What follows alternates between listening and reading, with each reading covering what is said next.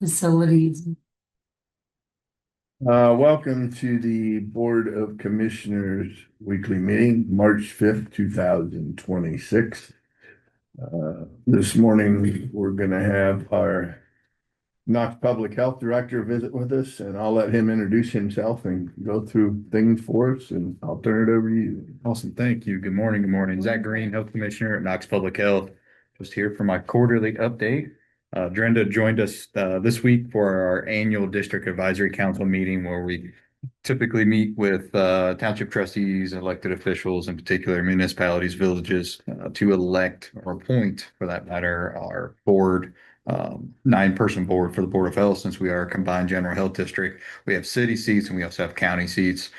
They did accept the approval of the city seat of Kathy Breckler for another 5 years. And then in addition to Mr. Harmer, Jeff Harmer, to another 5 years for a county seat. So fortunately, we had a great turnout. I appreciate the elected officials making that a priority.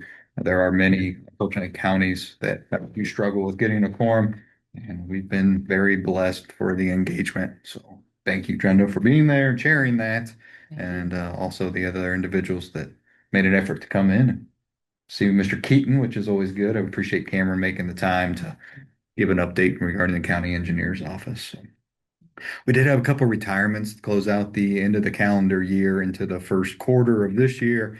Miss Judy Miller and Miss Dar Butts both retired with over 20 years of service to Knox Public Health. So want to extend and congratulate them. Obviously, a little jealous on my end, but I do greatly appreciate their service, not just to the agency, but to the community as well. We had a Knox Health Planning Partnership meeting this week, a lot of discussion revolving around artificial intelligence or AI. The Behavioral Health Committee has taken that, and we are going to work with new directions with the Teen Advisory Council, and we're going to do more of the forum-based, but we're also going to take a step further in reference to doing toolkits, communities coming together training this summer. We're going to be able to do breakouts. Look, the reality of it is AI is valuable, right? It's a tool. And how do we begin implementing, and when in particular are we implementing that into our K through 12 populations? And how do we educate the guidelines associated with that? Like anything, you take a tool, you can use it for bad or for worse. I think it's just important that we recognize that although that there's a lot of opportunity built within AI, it is designed to do one thing, and that is to meet you where you are, right? It acknowledges where you're trying to go, and it'll give you false affirmation. And I mean, it's true. I use it. It's not that I don't use it. I'm not disbanding it. I'm simply saying if I really challenge it to get my message across, it's gonna agree with me. Oh, absolutely. Right? Whether you want to commit suicide or whatever you want to do, Whatever your mission is, Mhm. if you press it enough, which is the danger. it will give you that information. And so when you look at vulnerable populations along with in conjunction with our adolescents, path of least resistance, especially, is just human behavior. How do we begin acknowledging that yes, it's valuable with the understanding that it's based off of the use? So no one's going to buy into, well, don't use AI. Well, that's ridiculous. You should use AI. There's value in that, how you use it. And we need regulations around it. When they can take somebody's face, voice, and make a video they didn't say and doing actions they didn't do, then it could be very dangerous, right? For that person, but also telling young people to do something Yes. that's nefarious. Yeah. Mhm. Especially the trust factor. Right? It's like, Yes. generate that photo. Well, everything points the direction you potentially did. So Mhm. that's an animal and it changes. I mean, by the time I just said this and anybody that's actually watching this, the AI is already advanced into a different world. So you're never going to get ahead of it, but I think just starting to implement some of those standard operating procedures, policies.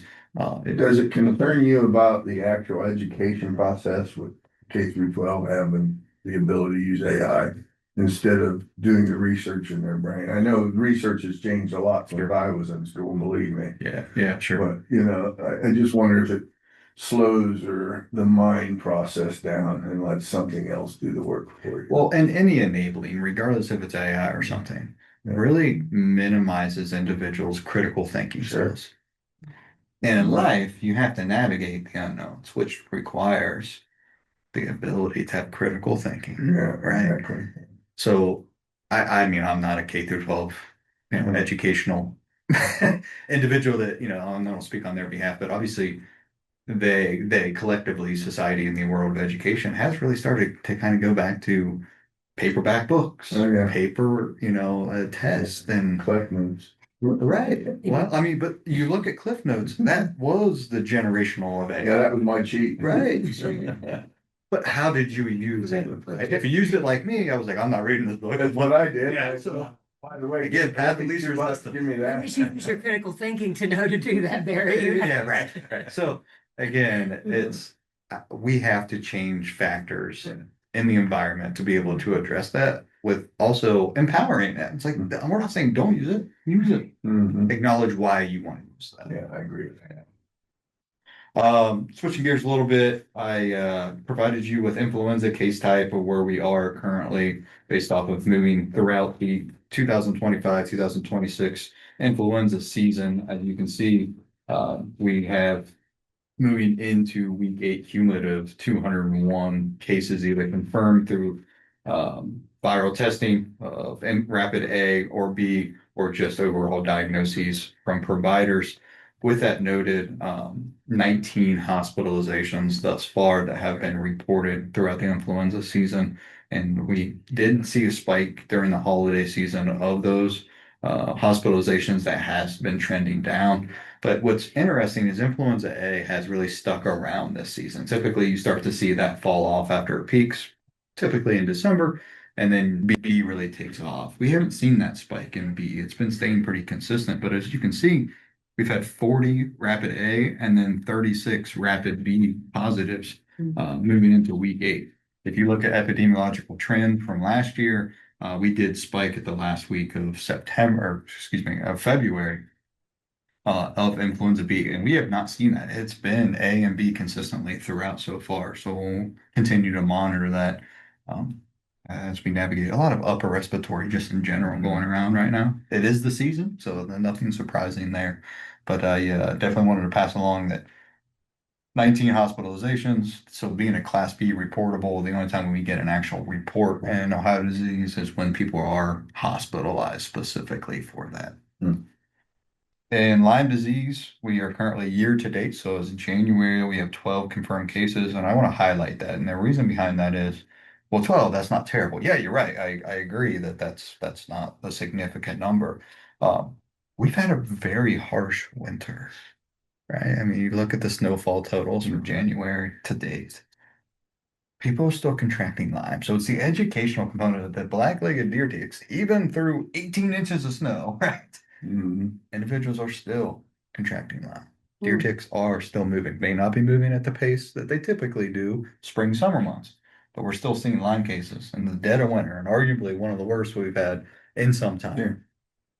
Ending the actual calendar year in 2025, we had 195 Lyme cases confirmed within Knox County. That's a 57% increase from 2024. So for those who are listening, if you get a tick bite, do you recommend them coming to the health department for the shot immediately, or what's your process there? Yeah, so if the biggest thing is tick identification, Right. right? So I mean, just because you were bitten by a tick doesn't necessarily mean anything in regards to you're now going to get some type of disease. The first step, especially if it's still intact, come to the health department. We'll identify what type of tick it is, and then be able to, send you in the right direction. So if it is a black-legged deer tick, we always recommend following up with primary care, be able to potentially just get the 1 day dose of doxy just as a mitigating effort. But unfortunately, the reality of it is that the most people that you speak to that end up contracting Lyme have no idea that they were even bit. Right. NIM stages in particular of Lyme, black-legged deer ticks, they're so tiny. Most people have no idea that an actual tick fed on them and then fell off.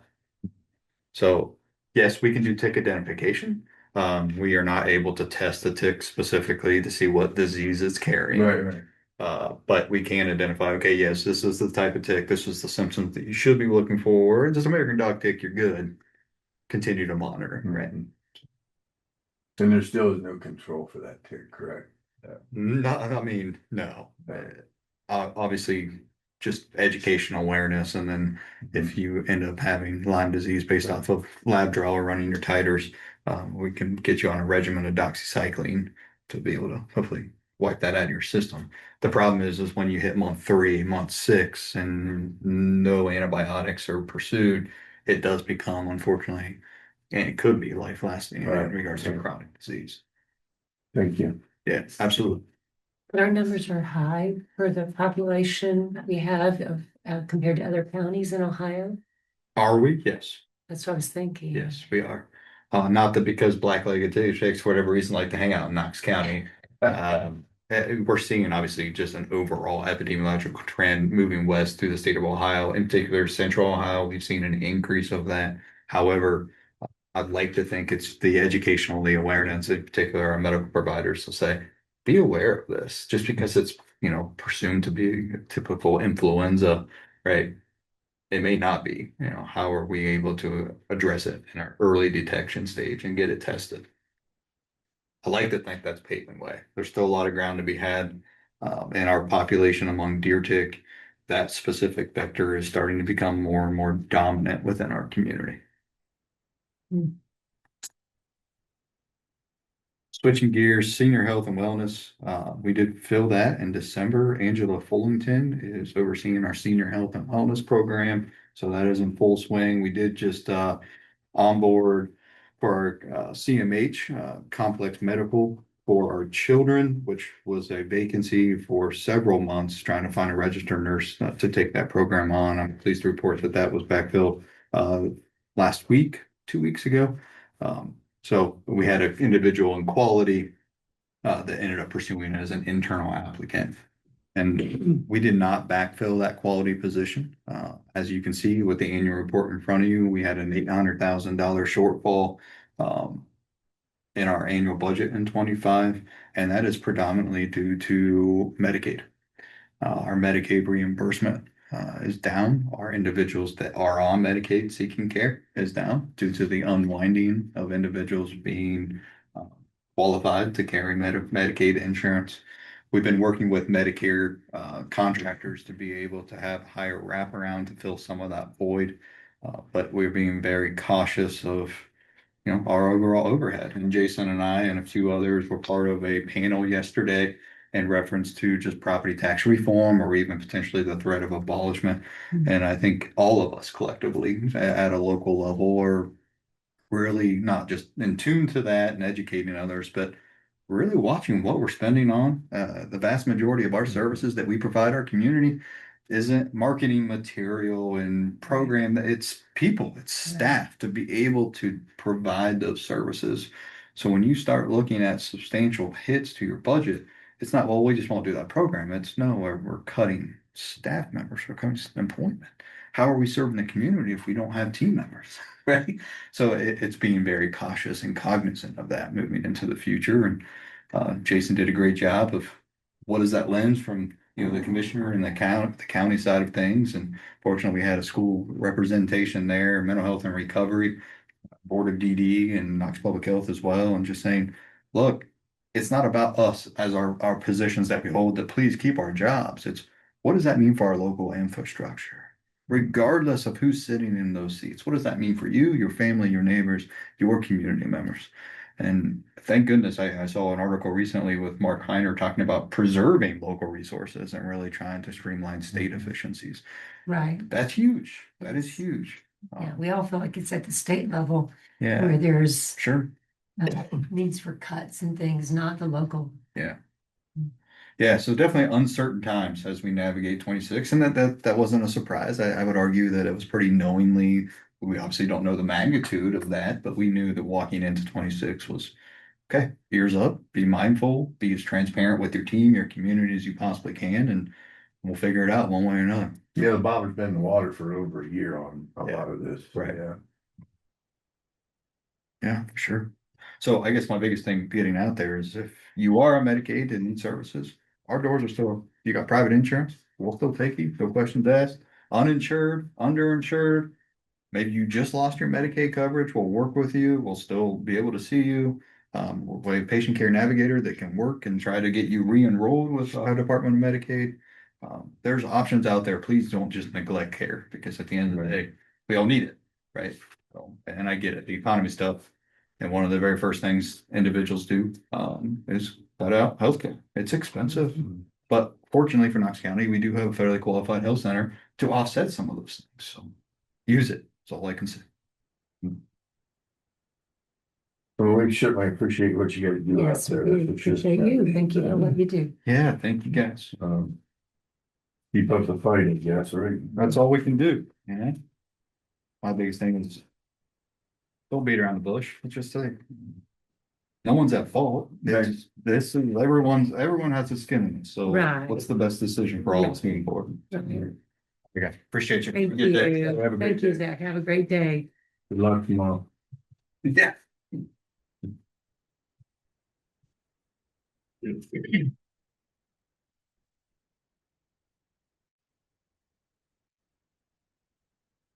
Okay, so first item we have, we'll go ahead and do the resolutions. Obviously, Centerburg was in here on Tuesday and they were asking about a letter of support to Representative Lear and Senator Brenner for the capital budget community project grant for the Heart of Ohio Trail. And so Mallory has pulled that letter together and it's ready for you guys to approve and sign. You would approve that? All right, motion to approve. Second, all those in favor, say aye. Aye. Aye. Then we have a utility permit for Columbia Gas on Columbia Gas of Ohio for Green Valley Road, Morris Township. Motion to approve. Second, all those in favor, say aye. Aye. And then we also have one more Columbia Gas, McLaren Road, Union Township, or I'm sorry, Union Street and Clay Township. Motion to approve. Second, all those in favor, say aye. Aye. And then we'll have to pause here because we have a bid opening for the Knox County Cocosing Gap Trail resurfacing project. And that bid opening will take place at 11 o'clock today. So we'll have to hold here for approximately 10 to 15 minutes before we can open those bids. Welcome back. We're gonna continue with our commissioners meeting and do the bid openings for, The Cocosing Gap Trail resurfacing. okay, and we'll start that now if you wanna open those up and we'll say who's there and what their bid is. This one is from Alabasas, is that correct? Albatross. Yes. Albatross. Albatross.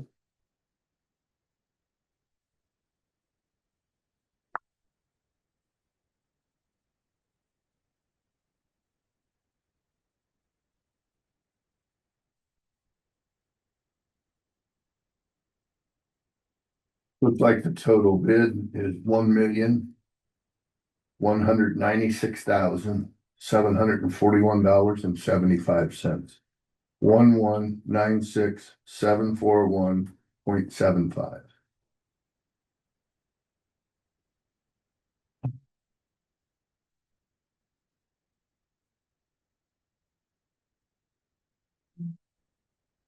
This one is from the Posey.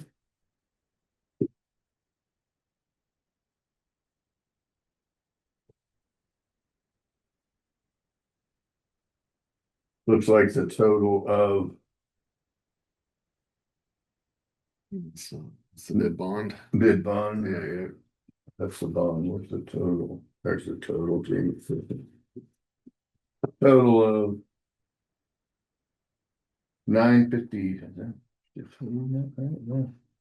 $955, 601.45. $955,601.45.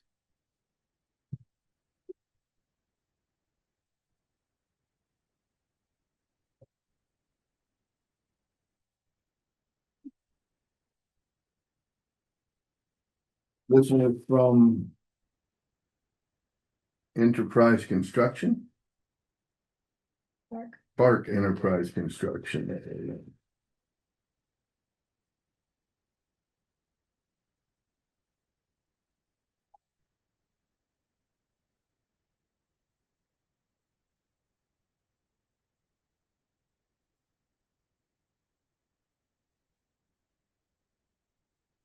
$1,532,55.09. 1,532,055.09.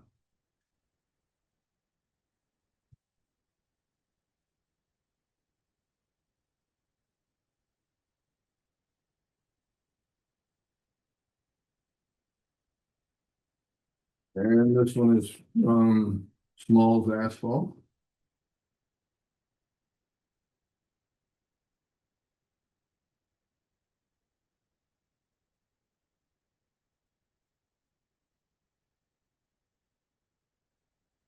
Looks like $9,029, $941.35. 929,941.35.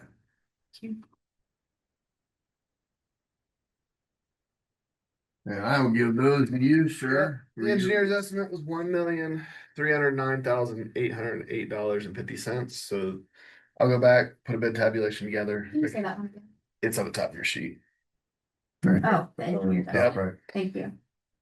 So I'll go back, tabulate all these and recommend a board. Thank you so much. Sir, thank you. Thanks, everybody, for coming. Thank you. Thank you. Thank you.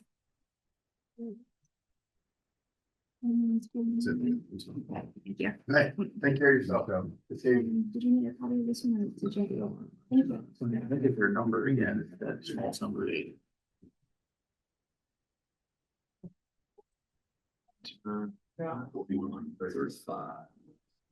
This is back from the pen.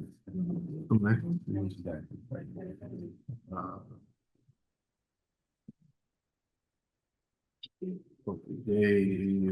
JB Bryant. Good bids. Very good bids. So competitive. Hey, did you go out by yourself? Yes. Do you need to go right away? I don't have to. I want to stick around for part of this. Okay. Ah. Sounds like you got work. Just as an update. All right.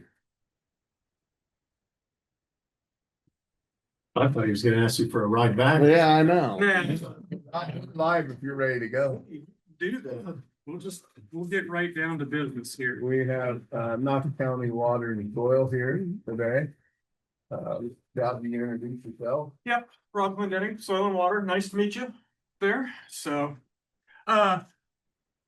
really two kind of quick things for you today. One, of course, it was just December when we finished up the maintenance cap reassessment stuff for North Branch of Ford Creek. 2026 is the anniversary date for Cocosing Plantation, which is on maintenance. So that's really no ditch involved with that. That's some stormwater ponds. So we need to be thinking about starting the process to go through that whole rigmarole for that project that's on maintenance.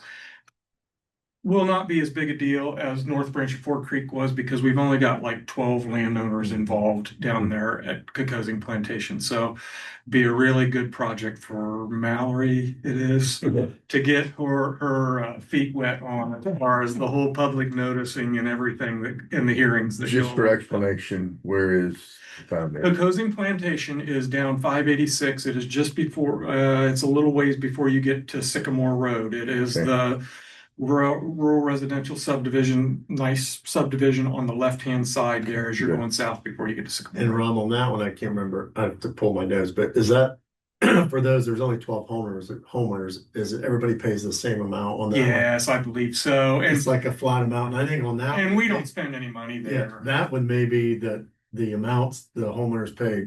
That Instead of change it all, it just might be let us raise the cap, cause it's the same problem.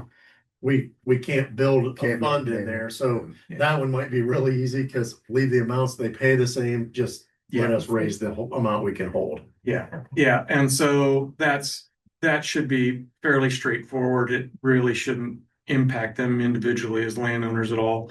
And like I said, we just don't do, there's not a ditch involved with that. It's two stormwater ponds. And so we did a little bit of work there a few years ago. If you remember Mr. Gibson, we worked with on his property to do a couple of things and But other than that, we just typically don't spend much money out there. So that's, And they mow it themselves. And yeah, it really works out great for us because they want to keep those ponds mowed like their lawns, which cuts down on our maintenance cost considerably. I mean, we just don't have to do anything. So that's that. The other thing is, I want to back up a little bit to Ford Creek or North Branch of Ford Creek and and Ford Creek as well. And this is so we were approached by the Ohio Department of Agriculture, um, asking if we would be interested in participating in one of their H2 Ohio grant programs.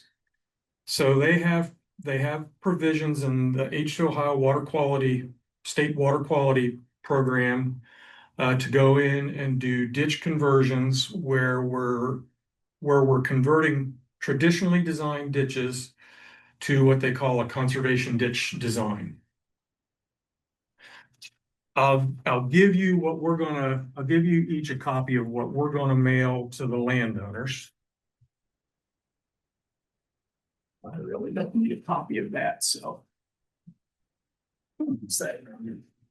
But essentially what they do is they come in and they convert these ditches one of two ways to a little bit of an over wide design. And what that does, they either do a two-stage ditch, which is kind of a trapezoidal ditch within a ditch, and there's a little sketch on the back side of that that shows that compared to what the traditional design would be. Or they do this over wide self-forming ditch design, which really accomplishes the same thing. It allows the ditch to form these little benches down within the bottom of the ditch. And then their research indicates that those do a good job at trapping excess sediment and some nutrient retention from the watershed areas. They've done a number of these in western and northwestern Ohio where they have more county ditches going on. And one of the people that was involved with the program, some of the design stuff, happens to live here in Knox County. He's like, it'd be really nice if you guys would do one of those here. So we looked at all of our county projects, and the only two that we've got really, well, the only project on maintenance that we've got that it really applies to very well is North Branch of Ford Creek. And then it would also apply to Ford Creek proper, because that was a county ditch project at one time too. It's just not on maintenance, and the history of those two ditches is explained there. So the way that their grant program works is that they will reimburse the county for upgrading the ditches. They cover 100% of the cost of all the earthwork, excavating, spoil removal, seeding, mulching, replacement of tile outlets, all of that stuff, anything that's related to the re-excavation of the ditch project, with the exception of road crossings. So kind of for obvious reasons, they didn't want to get involved in big culvert or township or county road replacement projects. So nothing related to road crossings. But other than that, would apply to all of the other costs related to the project. I'll leave this map here for you. This kind of gives you a little bit of an idea. I should have put north on here, but north, as we're looking at it, north is this way towards me. North branch of Ford Creek is this ditch that starts, up here at 657, runs down Kraus Road, and then clear down for the confluence with Ford Creek down here. There's a little bit of course, the history you guys got on that last fall as we were going through that process. There's also Ford Creek, which is a ditch that was built by the Conservation District Office in the 60s. And it is the next project just south. And if you remember the day that we were out and did the little tour, Yeah. we stopped at that one. It was just the next ditch south there. So that ditch would also be eligible to be funded under this project. So We're getting ready to have a little meeting for landowners next week, one evening to see what kind of buy-in there would be from the landowners. Upside is there's no out-of-pocket cost for the landowners. Downside is that in some instances, these ditches would get wider. And so they may not be in favor of that. Will there be maintenance involved after that too? So, Probably not paying maintenance. If you do the ditch, will there be a maintenance? so the maintenance for North Branch of Ford Creek, it would stay on maintenance just like it is on right now. And we would be responsible for maintenance for spraying and mowing for that afterwards, the same as we're responsible for right now.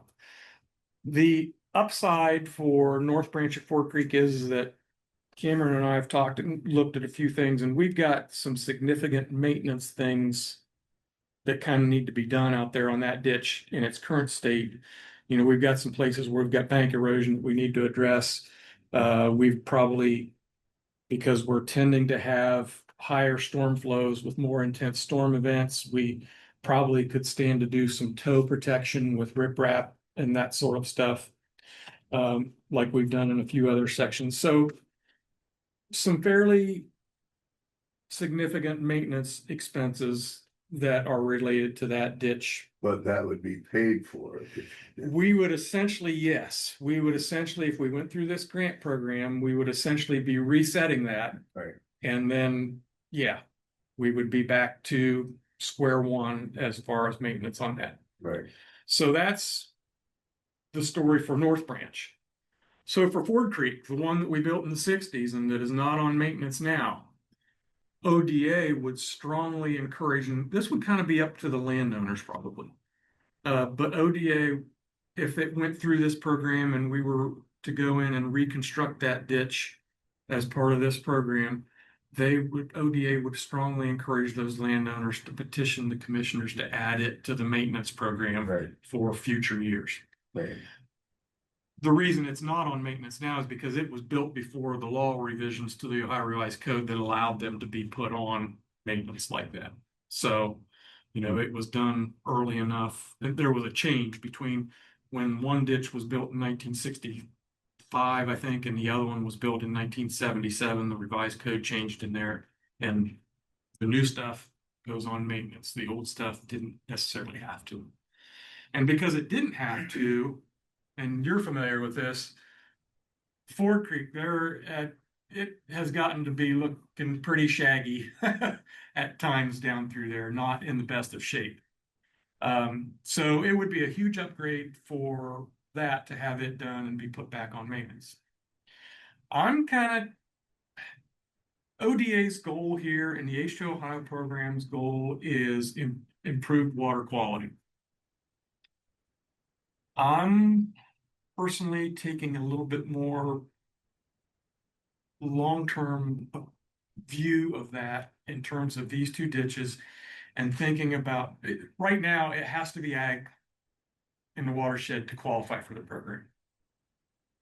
All of us know in Hilliard Township that all of that area down there is probably subject to more pressure for residential development. Yes, long term. Yeah. The upside of the way these designs are done is that they create bigger ditches, which would give us more capacity for stormwater management down the road if land use Well, that change. you can do it and be reimbursed for it. I think it's the big kicker for me. So here's the kicker. Here's why I'm here talking to you today. It is a reimbursement grant program. In order to do either of these projects, if the county and the landowners can all together decided to move forward with it, we Pay out of pocket. yes, have to front the cost. But reimbursement. I Right. mean, but it's. But so they're talking, you know, at today's prices, they're talking like, you know, $85 to $100 a foot to go in and, you know, do all this excavation and seeding So and mulching. what's the footage? Well, you're talking $800,000 just for North Branch of Ford Creek. You're talking possibly Ford over Creek. $2 million. You're talking close to $2 million. Do you know what the timeline though for reimbursement? That's So what is my it next like, question was. so if he, well, cause let's say it's $2 million and we're paying the contractor as we go. We pay 300,000, then do we submit for reimbursement or we have to wait till we've outlaid We- 2 million? Usually how those projects work. The way they've got this set up is the project has completed the moment that it's done and we survey it for the construction check and sign off on final construction, then that's when the reimbursement request And is. would it be the entire project or would we get reimbursed for North Branch and then we would get reimbursed? They would more than likely, Two because of separate the size, it would have to Okay. be two separate. And what do you think the time frame is to start to complete? So once we outlay cash till we. If a best, so let's just say that we did North Branch first, because that's the easiest one. It's already a ditch on maintenance. There's no hoops to jump through with Ohio EPA or anything like that on that project. This is just a rework for maintenance on something that's already on maintenance. Best case scenario is that you could start construction on something like that, maybe this fall. That would be the absolute best case scenario. And then, it's probably an 8-month project or so to get it done. That'll be a commissioner decision. The money isn't, I don't think, an issue. No, I don't To think so. allocate the funds and then we get reimbursement. The point to me, we just went through all this with Ford Creek and we talked about Maintenance. how we needed some repairs and things done to that. Well, this kind of Would take care of does all all that. that and we're not paying for it. I mean, So, we do, but we're getting all of our money back. so that leads me into my next question. Sure. The maintenance cap that we put on. With the width widening of and the depthing of this ditch, is it gonna require more maintenance than we assumed on the original one? Well, that design should actually help with something. It should help with maintenance. You would have less. So your mowing and spraying cost is essentially going to be the same Okay. as it was before. Ideally, you will have fewer instances where you need to go in and dip or dredge Okay. any of the Because of areas. that design. Because you're And not gonna obviously, have, You also it's should all have. gonna be new, so Right. it ought to. shouldn't have erosion falling. Yeah. It's all going to be new. You should have fewer instances where you're going to have bank erosion like we've got now because you are creating a wider channel, same depth, but wider channel. And what that does is decrease the storm velocity, the flow velocity of the channel. So you should have fewer instances where you would have stream bank erosion. The reality on Ford Creek, so the old ditch. Where's Ford Creek start stuff? So Ford Creek starts at White Road. And All the way to 60. no, it doesn't go all the way to 657 or to 36. 36. It stopped here at the end of the Compton property when it was done originally. Yeah. That could be added. I mean, it makes sense to be. It would make sense to be added, but Would the state do that? If we Yes. added that? They Yes, would they go would ahead and do do that. it all. yeah, Because that gives you logical terming. So just stop in the Right. middle of the farm field. yeah. Well, I think the reason that it stopped, so both of these projects were originally done as group drainage requests through the Soil and Water Conservation District. Neither one of them were petitioned directly to the commissioners. So I look at this thing as a positive through my eyes, because first off, we were gonna have to do something with the erosion that's already there, which would have cost us money. Now it's gonna be done for free. Secondly, long term, we don't have to worry about it for Right. long term because it will be done. Yeah. And, And it could take more stormwater. yeah, and in it the can take, future, right? with the way we're getting storms lately, it will handle the flow, maybe. But I'll add this back to maintenance more than likely. Yeah. Which would be Huge for that, huge. Yeah. which those people have wanted for Yeah. years. but I would definitely continue it all the way through, I think. Yeah, it should. I mean, yeah, it didn't go there before, but it probably should. Well, the homeowners, I mean, speak for them, but I don't know why they would object. They're gonna get the ditch is gonna be repaired, basically Pay for it. new status. Has and they're no, not gonna pay zero them. cost, that's what I'm saying. Well, the downsides, the downsides in the discussion for landowners are, for North Branch of Ford Creek, it's going to get wider. In some areas here, that doesn't matter. They're not probably going to care. We're talking 3 feet, 2 feet. 2 feet. Probably on the order of 10 to 12 feet. And it said, Oh, wow. Yeah. So that does cut farmland out. It Right. cuts out Right. property that they can develop or Right. whatever. Now, It becomes part of it. yeah, so that becomes that discussion for those landowners. It doesn't change anything else as far as their, regular maintenance assessment or anything. Okay. So you, now for Ford Creek, for the old ditch, the thing to keep in mind then is that you've got 875 acres of watershed down here where those people are not currently paying any assessment for maintenance on a ditch. And if the people along the ditch decided that they wanted to petition you for maintenance, Right.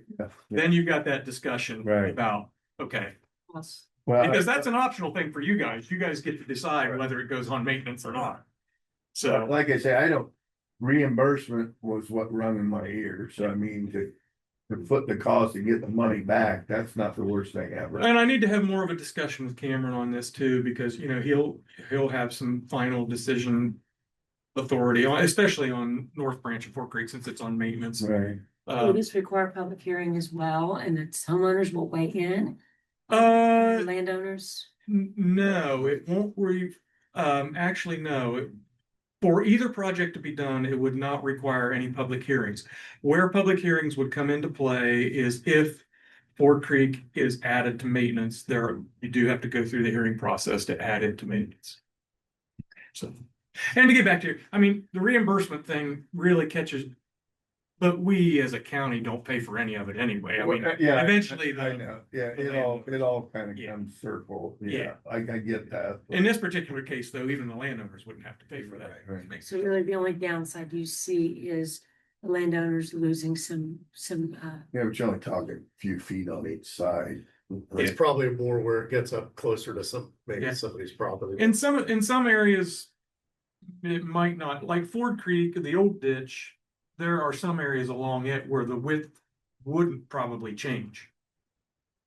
So So does it impact any, I'm just the engineer, like, is there any areas out there where there's culvert that where it's got widened, you'd have to then put in a, No, it Well- doesn't change my drainage too Okay. much. I mean, so the only concern, one road crossing. we have one road crossing, which we Okay. just replaced that pipe.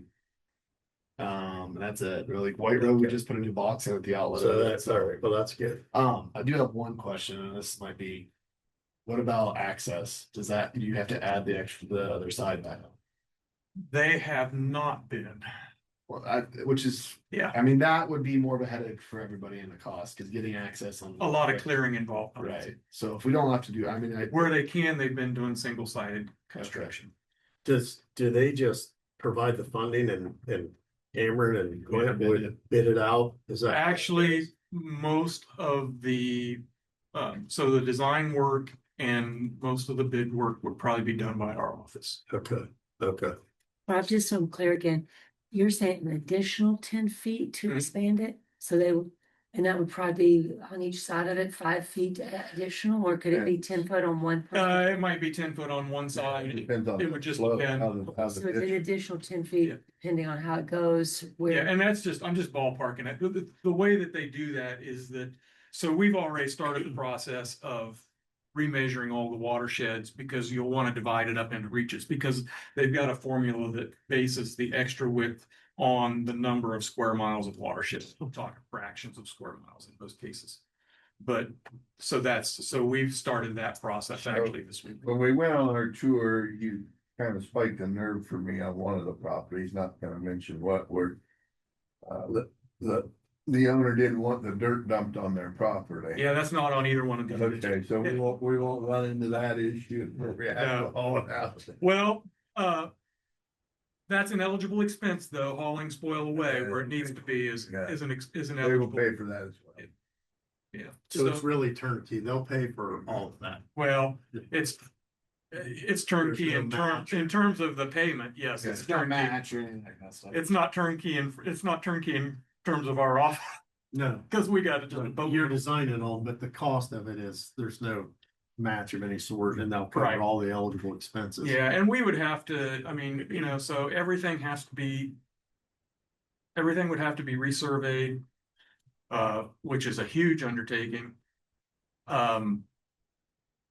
We've already, there are a couple of soil and water conservation districts in Ohio that have, drones with 3D. LiDAR? Yeah. And so Okay. we've already talked to them about the possibility of doing that. I surveyed the center. Yeah. And all that through. You have those in tile outlets. On North Branch, yes. On Ford Creek, actually, I do have the original survey on it, but you know, it's so old that. Those costs are covered as well, or no?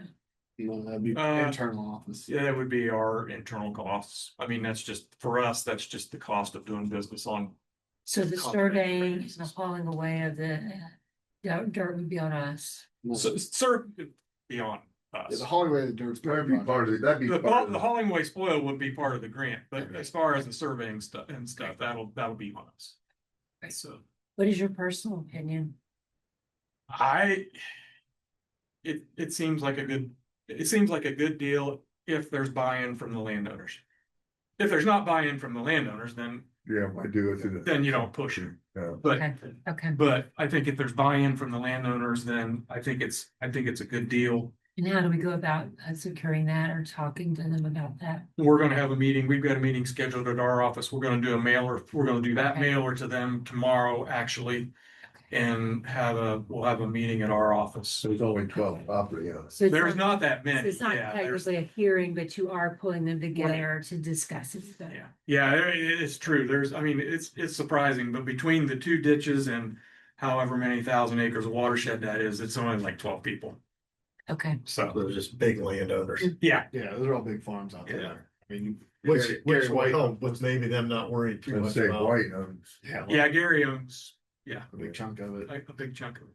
And these Compton owns ditches, like that. these ditches compared to the conventional ditch, you feel like are a better thing to maintain, a better design? From a maintenance standpoint, I don't see a big difference one between the other, with the exception that where we've got high flow areas, the conservation ditch design, because it widens the channel significantly, it slows the flow down so much more that we should have fewer instances where we need to do bank protection. Slow flow causes more erosion, correct? Is that? No, Flow. higher velocity flows tend to cause more bank.